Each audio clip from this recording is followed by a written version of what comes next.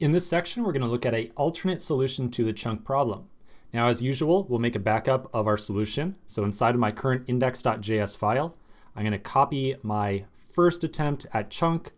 I'll paste it down at the bottom of the file just for records, and I'll comment that one out. And then I'll clean up the original chunked function by deleting the contents, like so. Okay, so just like the previous section or the previous two lectures, in this video we'll look at this alternative approach.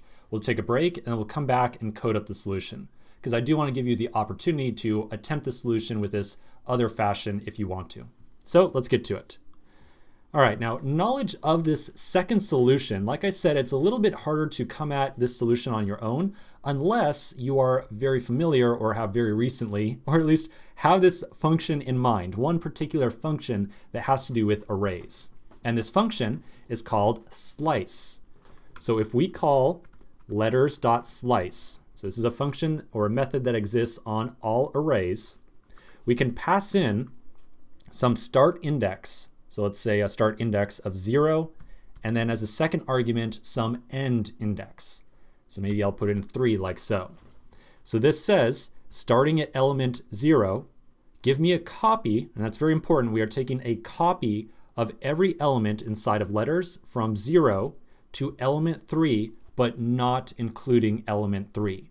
So in this case, element 3 would be the letter D right here. So take everything from 0 up to element 3, but not including it. One very common mistake around slice is thinking that the second argument is the number of elements that we want to slice out of the array. That is not correct. If we change, say, this first element right here to a 1, we're now taking everything from element 1 up to, but not including element 3. So clearly the second argument is not a length here. If it was a length, then we would still see 3 elements inside our result over here. So with this slice method in mind, we can start to think of an alternative approach to the chunk problem. So again, we're going to kind of sketch this out with a diagram. And I know this is kind of sloppy to do it with the diagrams, but frankly, I can't do animations in, fancy Illustrator or what have you, whatever you would use to make illustrations. So I kind of like just drawing it out. Keeps it simple. So again, we're going to start off by creating an empty chunked array, and that's going to be our blue box right here. Then we're going to create an index variable. So just some random variable, we're going to call it index, and we're going to start it off at 0. We will then create a for loop, or excuse me, a while loop, and this while loop will run as long as index is less than our original array's length.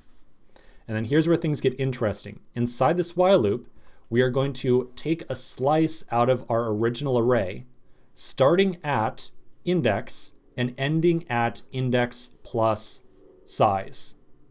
We'll take a slice out of it, and then we will push that into our chunked array. So let's put some numbers to this thing. For the first go through, we're going to start off with an index of 0, and we have a chunk size of 2. So we're going to take a chunk size from 0 to 2, and we're going to put that into our array right here. So a slice from 0 to 2 on the green array would include everything from 1 to 2 right here. So we'll take that slice, it puts it into our chunked array. There's element 1, element 2. We then add size to index, so chunk size to index. So the second time around, we then restart our while loop right here. Index would now be equal to 2, and we then repeat the process. So we now attempt to take a slice from 2 to 4. And in this case, we don't have elements going up to 4, so it just gives us everything left inside the array. And we would end up sticking everything in like so. So I think as far as the code goes with this solution, it's probably far less code that we have to write, and there's really kind of less edge cases that we have to worry about. But it really does, it's all predicated on your knowledge of the slice method. If you're not familiar with slice in an interview setting, well, then this would be a hard one to kind of pull out of a hat and imagine. If you did come up with this solution, I gotta hats off to you, nice job coming up with this one, because this is definitely not a solution that I think I would come up with off the top of my head personally.